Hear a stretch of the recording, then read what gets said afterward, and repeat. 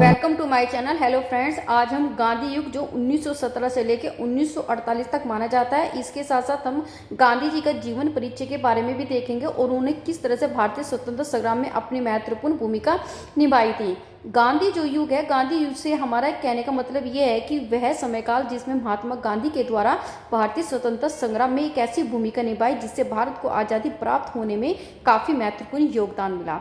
इस गांधी युग को 1917 से 1947 तक माना जाता है।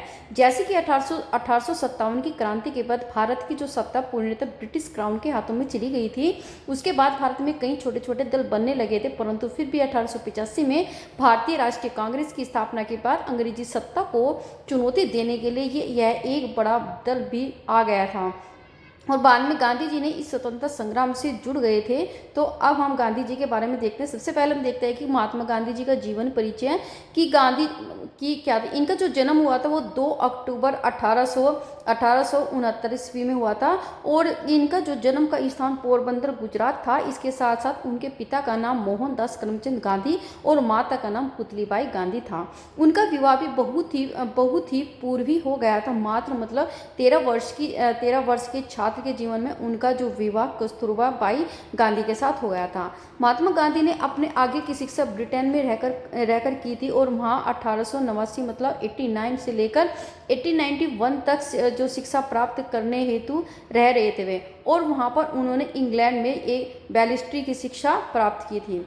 1851 में वे इंग्लैंड में बैरिस्ट्री की शिक्षा प्राप्त करके भारत वापस लौटे और अब उन्हें वकालत करनी थी। तभी वह इसी बीच में 1852 में उन्हें एक मुस्लिम व्यापारी दादा अब्दुल्ला के द्वारा दक्षिणी अफ्रीका में उसकी वकालत करने का प्रस्ताव आया और उन्होंने यह जो मतलब बैरिस्ट्री की मतलब होती है जो वकालत करनी, और उन्होंने यह जो प्रस्ताव स्वीकार कर लिया था। महात्मा गांधी के दक्षिणी अफ्रीका संबंधी बिंदु क्या थे कि जो मुस्लिम जो व्यापारी दादा अब्दुल्ला के प्रस्ताव को स्वीकार करने के बाद गांधी जी ने 1893 में दक्षिणी अफ्रीका गए और वहां जाने के बाद उन्हें कई चुनौतियों का सामना करना पड़ा। वहां उन्होंने देखा कि गोरे जो लोगों और काले लोगों में भेद किया जा रहा है। दक्षिणी अफ्रीका में गांधी जी के जीवन में एक ऐसी घटना होती है जो उनके जीवन में महत्वपूर्ण मोड़ साबित करती है। वह घटना थी कि जब गांधी जी दक्षिणी अफ्रीका में डरबन स्टेशन पर विक्टोरिया स्टेशन तक एक ट्रेन यात्रा कर रहे थे, तभी उस ट्रेन की प्रथम जो श्रेणी के यात्रा के दौरान गांधी जी को रण भेद के चलते बीच यात्रा में ही पीटर मार्टिसबर्ग स्टेशन में ट्रेन से नीचे उतार दिया गया था। ब्रिटिश अधिकारी के द्वारा तो गांधी जी को ट्रेन से नीचे उतार दिए जाने की घटना को रेल कांड के नाम से भी जाना जाता है और इस घटना के बाद गांधी जी के द्वारा इस रंग भेद की प्रथा को तोड़ने का प्रण भी लिया गया था। और जो गांधी जी के द्वारा दक्षिण अफ्रीका में कौन कौन से कार्य किए थे 1894 में, बाद में तो गांधी जी के द्वारा दक्षिणी अफ्रीका में 1894 में नटाल इंडियन कांग्रेस नामक संस्था की स्थापना करी थी उन्होंने। 1903 में इसके बाद क्या किया था उन्हें द इंडियन जो ओपिनियन नामक अखबार को प्रकाशित किया था। 1904 में इसके एक वर्ष के बाद 1904 में दक्षिणी अफ्रीका में फिनिक्स आश्रम की शुरुआत गांधी जी के द्वारा की गई थी। 1906 में उन्होंने क्या किया था, गांधी जी ने उनके जीवन का प्रथम सत्याग्रह था और दक्षिणी अफ्रीका में शुरू किया था, जिससे वे अहिंसा और सत्य के मार्ग पर चलते हुए अपनी मांगों को पूर्ण करना चाहते थे। 1909 में उन्होंने हिंद स्वराज नामक जो पुस्तक की भी रचना की थी। अब जो गांधी युग था, गांधी जी के दक्षिणी अफ्रीका में रहने के क्रम में उन पर लियो टॉलस्टॉय नामक जो लेखक की किताबों का बहुत ही प्रभाव पड़ा था। महात्मा गांधी की भारत की वापसी, दक्षिणी अफ्रीका में जो गांधी जी जब पुनः भारत 9 जनवरी, बहुत इंपॉर्टेंट इसमें डेट है, 9 जनवरी 1915 को वापस लौटे थे और इस दिन को भारत में प्रतिवर्ष प्रवासी दिवस के रूप में भी मनाया जाता है। जो भारत है, वापस आने के क्रम में उन्होंने भारत की पृष्ठभूमि और राजनीतिक जो स्थिति को समझने का जो प्रयास भी किया है और इस क्रम में वे गोपाल जो कृष्ण गोखले जी से काफ़ी प्रभावित हुए और उन्हें अपना जो गुरु मान लिया था। इसके बाद गुजरात 1916 में गांधी जी के द्वारा साबरमती आश्रम की स्थापना करी गई थी। अब जब महात्मा गांधी दक्षिण अफ्रीका से भारत लौटे थे तब उस समय दुनिया में प्रथम विश्व युद्ध चल रहा था और उस समय जो गांधी जी ने अंग्रेजों को विश्व युद्ध में सहायता करने की नीति को बढ़ावा दिया था ताकि अंग्रेज भी भारतीयों की स्थिति और मांगों के ऊपर नरम व्यवहार करें। इस क्रम में गांधी जी ने भारतीयों को विश्व युद्ध में अंग्रेजों के मदद के लिए अंग्रेजी जो सेना में भर्ती होने का प्रोत्साहन दिया था ताकि ज़्यादा से ज़्यादा भारतीय अंग्रेजों की सेना में भर्ती हो सके। इसको देखते हुए जो भारतीयों ने उस समय गांधी जी को भर्ती करने वाले सार्जेंट के नाम से भी संबोधित किया था। इस क्रम में जो गांधी जी का कांग्रेस के अधिवेशन में भी भाग लेना शुरू हो गया था और वे भारत के राजनीतिक बिंदुओं से भी जुड़ गए थे। अब जो गांधी जी का युग था 1947 तो 1917 में क्या था, चंपारण जो बिहार के एक स्थानीय जो नेता जिसका नाम था राजकुमार शुक्ल था, वे गांधी जी से मिले और चंपारण बिहार की स्थिति के बारे में बताया और वहाँ की जो 3 गठिया जो प्रणाली के बारे में गांधी जी को जानकारी दी गई और गांधी जी ने चंपारण चलने को कहा उनको और वहाँ के किसानों की स्थिति के ऊपर कुछ कदम उठाने की मांग भी की थी। 3 जो गठिया प्रणाली में किसानों को 20 कट्ठे की भूमि में से 3 कट्ठे की भूमि पर ही नील की खेती करना अनिवार्य किया गया था। जिन किसानों की भूमि सबसे ज़्यादा उपजाऊ होती थी उससे 3 कट्ठे की भूमि पर किसानों को नील की खेती करनी होती थी और नील की फसलों की जड़ें बहुत ही लंबी होती थी जिससे वो उपजाऊ जो भूमि को भी नुकसान पहुंचाती थी। इसलिए किसान इस 3 जो कठिया प्रणाली से बहुत दुखी थे। चंपारण जो सत्याग्रह था 1917 में गांधी जी ने राजकुमार जो शुक्ल के इस निमंत्रण को स्वीकार कर लिया और वे चंपारण जो बिहार में प्यार के लिए चले गए थे। वहां उन्होंने किसानों की बुरी हालत पर दृष्टि डाली और उनकी जो तकलीफ को समझते हुए इस 3 जो कठिया जो प्रणाली थी उन्होंने अंग्रेजों के विरुद्ध 1917 में भारत में अपने पहले सत्याग्रह की शुरुआत की जिसे चंपारण सत्याग्रह के नाम से भी जाना जाता है। इस जो चंपारण सत्याग्रह का परिणाम यह निकल आया कि इन जो 3 जो कठिया प्रणाली को समाप्त कर दिया गया और उसके साथ साथ करों को भी 25% कम कर दिया गया और यह गांधी जी के प्रमुख आंदोलन में से एक था। ये चंपारण जो सत्याग्रह था गांधी जी की भारत पर प्रथम विजय साबित हुई थी और भविष्य में गांधी जी को भारत के एक बड़े नेता के रूप में होने के द्वार भी खोल दिए गए थे। इस सत्याग्रह के बाद रविन्द्रनाथ टैगोर और गांधी जी को महात्मा की उपाधि दी गई और उसके बाद उन्हें महात्मा गांधी के नाम से बुलाया जाने लगा। अब जो अहमदाबाद मिल जो मजदूर आंदोलन 1918 चंपारण सत्याग्रह के बाद 1918 में गांधी जी ने अहमदाबाद के कपड़ा मिल मजदूरों से मिले और उनकी समस्या को समझा। अहमदाबाद के मिल मजदूरों के अधिकारियों के ऊपर अत्याचार किए जा रहे थे और हितों में होने वाली जो योजनाओं पर भी रुकावटें डाली जा रही थी। इसी के विरोध में गांधी जी ने मिल के मजदूरों के साथ प्रथम बार भूख हड़ताल की नीति को अपनाया और इस भूख हड़ताल का परिणाम गांधी जी के पक्ष में आया। अब जो खेड़ा आंदोलन था 1918 में हुआ ये, तो जो 2 आंदोलन थे, एक तो अहमदाबाद मिल मजदूर आंदोलन 1918 में हुआ और खेड़ा आंदोलन। इसके बाद उसी वर्ष 1918 में गांधी जी ने खेड़ा गुजरात में हो रहे किसानों के साथ अत्याचार के विरुद्ध अंग्रेजों के खिलाफ आंदोलन किया। यहाँ पर किसानों की फसलें नष्ट हो जाने के बाद भी उनसे करों की वसूली की जा रही थी। यहाँ पर आंदोलन में उनके जो साथ सरदार वल्लभ भाई पटेल ने भी दिया था उनका साथ। गांधी जी के दक्षिणी अफ्रीका में किए गए उनके कार्य को लेकर वे भारत में भी काफ़ी चर्चित थे और इन आंदोलन में सफलता पाते हुए भारत के बड़े नेताओं के रूप में भी देखे जाने लगे। खिलाफत आंदोलन था 1919 से 1922 के बीच में। उस समय जो तुर्की के खलीफा को सारे विश्व के मुस्लिमों का गुरु माना जाता था और उनके ऊपर अंग्रेजों के द्वारा बुरा व्यवहार किया जा रहा था और अंग्रेजों ने उनके साथ इस बुरे व्यवहार को लेकर भारत में मुस्लिमों ने अंग्रेजों के विरुद्ध खिलाफत आंदोलन को शुरू कर दिया था। गांधी जी ने इस आंदोलन में सहयोग किया था क्योंकि वे मुस्लिमों को भी भारत के अंग्रेजों के विरुद्ध राष्ट्रीय आंदोलन में जोड़ना चाहते थे। प्रारंभ में क्या था कि इस आंदोलन के नेतृत्व अली बंधुओं के द्वारा किया जा रहा था, परंतु बाद में इस खिलाफत आंदोलन का नेतृत्व गांधी जी को भी दे दिया गया था। असहयोग आंदोलन 1920 में था। जब 1918 में विश्व युद्ध समाप्त हो गया था तब खिलाफत आंदोलन के साथ ही 1919 में अंग्रेजों के द्वारा रोलेट एक्ट को भारत में लाया गया था, परंतु उस एक्ट में भारतीयों के लिए कोई भी अच्छी बात नहीं थी जैसा गांधी जी और भारत के लोग सोच रहे थे, क्योंकि जैसे ही हमने ऊपर चर्चा की थी गांधी जी जो भारतीयों को विश्व युद्ध में अंग्रेजों की मदद के लिए अंग्रेजी सेना में भर्ती होने का प्रोत्साहन दे रहे थे ताकि विश्व युद्ध के बाद जो अंग्रेज भारत के लिए कुछ अच्छे कदम उठाए और ऐसा उन्होंने कुछ भी नहीं किया था। तब रोलेट एक्ट के विरोध में बहुत लोग जलियांवाला जो बाग था इकट्ठा हो गए थे उसमें, और जहां पर अंग्रेजों की ओर से जनरल डायर के द्वारा भारतीयों का नरसंहार किया गया था, मतलब बहुत सारे लोग वहाँ मारे गए थे। इन सब घटनाओं को देखते हुए गांधी जी के द्वारा अगस्त 1920 में असहयोग आंदोलन की शुरुआत की गई, और यह जो गांधी जी का भारत में प्रथम सबसे बड़ा आंदोलन में से एक था। उस समय के जो गांधी जी ने कांग्रेस के अगस्त में हुए विशेष अधिवेशन जो कलकत्ता में आयोजित किया जा रहा था, तो इस असहयोग आंदोलन का प्रस्ताव दिया था, जिसमें इस आंदोलन को अस्वीकार कर दिया गया, परंतु बाद में उसी वर्ष नागपुर अधिवेशन में जो भी दिसंबर में आयोजित किया गया था कि उसमें इस असहयोग आंदोलन को मंजूरी दे दी गई थी। प्रारंभ में जिन नेताओं ने इस आंदोलन को स्वीकार नहीं किया गया था वे भी जो चित्तरंजन दास थे, मोतीलाल नेहरू और एनी बेसेंट सारे थे। बाद में चित्तरंजन दास, मोतीलाल नेहरू ने इस आंदोलन को स्वीकार कर लिया, परंतु एनी बेसेंट के द्वारा इस असहयोग आंदोलन को मूर्खतापूर्वक विरोध कहा गया था। धीरे धीरे ये आंदोलन बहुत बड़ा होता चला गया, और भारत के कई बड़े नेता इस आंदोलन से जुड़ने लगे।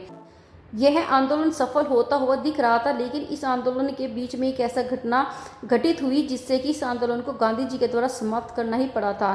चोरी चोरा कांड 5 फरवरी 1922 में। असहयोग आंदोलन के बीच चोरी चोरा जो गोरखपुर में 5 फरवरी 1922 को वहां के ग्रामीणों ने वहां के पुलिस थाने में वहां के थानेदारों को 21 जो सिपाहियों के सहित थाने को बंद करके उसके बाद थाने में आग लगा दी थी। इसमें उनकी दर्दनाक मृत्यु हो गई थी। इस घटना के बाद गांधी जी ने इस असहयोग आंदोलन को हिंसात्मक होते हुए इसको समाप्त करने का निर्णय लिया। इसके बाद 11 फरवरी 1922 में इस असहयोग आंदोलन को समाप्त करने की घोषणा भी कर दी गई थी, परंतु इस असहयोग आंदोलन को समाप्त करने के फैसले की आलोचना बहुत ही भारतीय नेताओं ने की थी, जैसे सुभाष चंद्र बोस, और इस फैसले को राष्ट्रीय संकट कहा गया था। इसके साथ ही कई नेता जैसे चित्तरंजन दास थे, लाला लाजपत राय थे, मोतीलाल नेहरू आदि ने इस असहयोग आंदोलन को समाप्त करने के फैसले की आलोचना की थी, परंतु गांधी जी भी अपने इस फैसले पर डटे थे और बाद में सबने इस फैसले को स्वीकार कर लिया था। गांधी जी का असहयोग आंदोलन इसके लक्ष्य को प्राप्त करने के लिए सफल हो सकता था यदि इसे वापसी न लिया जाता, लेकिन एक पहलू यह भी था कि शायद इस आंदोलन को वापसी न लिया जाता तो यह आंदोलन और ज़्यादा हिंसात्मक भी हो सकता था। स्वराज पार्टी मार्च 1923। इसके बाद कुछ नेता थे जो गांधी जी के विचारों से सहमत नहीं रहा करते थे, जैसे उनमें चित्तरंजन दास थे, मोतीलाल नेहरू थे, जो गांधी जी के विचारों के साथ सहमत नहीं रहा करते थे। उन्होंने एक नई पार्टी की स्थापना करने का निर्णय लिया था। इस क्रम में चित्तरंजन दास और मोतीलाल नेहरू ने इलाहाबाद में मार्च 1923 में स्वराज पार्टी की स्थापना की थी। अब आगे है किसमें कि जो भारतीय जो सरकार अधिनियम 1919 में जाना जाता था, इस प्रांतीय जो क्षेत्रों में भारतीयों को भी चुनाव में भाग लेने की अनुमति मिल गई थी, और इस स्वराज पार्टी के स्थापना करने का उद्देश्य यह था कि इन प्रांतीय चुनाव के माध्यम से स्वराज पार्टी के जरिए सरकार में घुसकर अंग्रेजों की नीतियों को चुनौती दे दी गई थी। इसी उद्देश्य के साथ चित्तरंजन दास और मोतीलाल नेहरू के द्वारा स्वराज पार्टी की स्थापना भी करी गई थी। अब गांधी दास पैक्ट 1924, जैसे कि हमने ऊपर चर्चा की है कि जब गांधी जी ने असहयोग आंदोलन को वापसी लिया था, तब बहुत सारे भारतीय नेताओं ने उनके इस फैसले से नाखुश थे, और कई नेताओं ने इस कदम की आलोचना भी की थी। इसी में हमने चित्तरंजन दास का नाम भी जाना जाता है, और उनके और गांधी जी के विचार इस फैसले के बाद बहुत ही ज़्यादा अलग अलग हो गए थे। इस क्रम के बाद जो गांधी जी और चित्तरंजन दास के मध्य 1924 में एक समझौता हुआ, जिसे गांधी दास पैक्ट के नाम से भी जाना जाता है। सविनय अवज्ञा आंदोलन 1930 से लेकर 1934 तक। यह आंदोलन गांधी जी का असहयोग आंदोलन के बाद भारत में दूसरा बड़ा आंदोलन साबित हुआ। यह आंदोलन 1930 से लेकर 1934 तक चला, परंतु कुछ कारणों की वजह से इस आंदोलन के समय काल के बीच में ही एक समय ऐसा था जिसमें यह आंदोलन नहीं चला था। इसका तात्पर्य था कि 1930 से 1934 तक यह आंदोलन 2 चरणों में चला। पहला चरण था 1930 से लेकर 31 तक चला था, और दूसरा चरण था 35 से लेकर 34 तक। 1930 में गांधी जी ने उस समय के बाद में वायसराय लॉर्ड जो इरविन के समक्ष 11 सूत्री मांगे रखी थी, और इन 11 सूत्री मांगों में से भारतीयों को कैद से छोड़ने, सेना का खर्च कम करने की आदि मांगे भी थी। अब दांडी मार्च 12 मार्च 1930 से लेकर 6 अप्रैल 1930 तक, जो लॉर्ड इरविन था के द्वारा गांधी जी के इस 11 सूत्री जो मांगों के ऊपर कोई भी कदम नहीं उठाए गए थे, जिसके परिणामस्वरूप उन्होंने इसके विरोध में आंदोलन करने का निर्णय लिया और दांडी मार्च करने की घोषणा भी कर दी थी। दांडी मार्च को गांधी जी के द्वारा नमक कर के विरोध में चलाया गया था, और इसके साथ साथ सविनय अवज्ञा आंदोलन को शुरू करने के लिए भी इस दांडी मार्च को भी चलाया गया था। यह जो दांडी मार्च था 12 मार्च 1930 को शुरू हुआ था और 6 अप्रैल 1930 तक चला था। इस दांडी मार्च में गांधी जी के द्वारा साबरमती आश्रम से लेकर दांडी जो गुजरात तक चलाया गया था और उसे गांधी जी के साथ भारत के अलग अलग क्षेत्रों में 78 जो सहयोगियों ने भारत भाग लिया था इसमें, और जो इसकी जो दूरी थी वो 241 मील की थी। शुरुआत में तो गांधी जी के साथ सिर्फ यह जो 78 सहयोगी ही दांडी मार्च के लिए निकले थे, परंतु तो दांडी पहुंचते पहुंचते बहुत सारे लोग इस दांडी मार्च में जुड़ते चले गए और यह संख्या लाखों में पहुंच गई थी। दांडी पहुंचकर गांधी जी के द्वारा वहां नमक उठाकर इस नमक करके कानून का विरोध किया गया था और यह जो दांडी मार्च बहुत ही ज़्यादा प्रभावशाली रहा। और इसके बाद सुभाष चंद्र बोस ने इसकी तुलना मुसोलिन और नेपोलियन की यात्रा से भी की थी। उस दिन जो 6 अप्रैल 1930 में सविनय अवज्ञा आंदोलन की जो शुरुआत की गई थी और इस आंदोलन में महिलाओं के द्वारा सबने सबसे ज़्यादा भाग लिया था। गांधी इरविन समझौता 1931, इस सविनय अवज्ञा आंदोलन में लॉर्ड जो इरविन को बहुत ही परेशानी हुई थी, जिसकी वजह से उन्होंने गांधी जी के साथ एक समझौता किया था। यह जो समझौता था ये गांधी इरविन समझौता के नाम से जाना जाता है और यह जो समझौता 5 मार्च 1931 में हुआ था।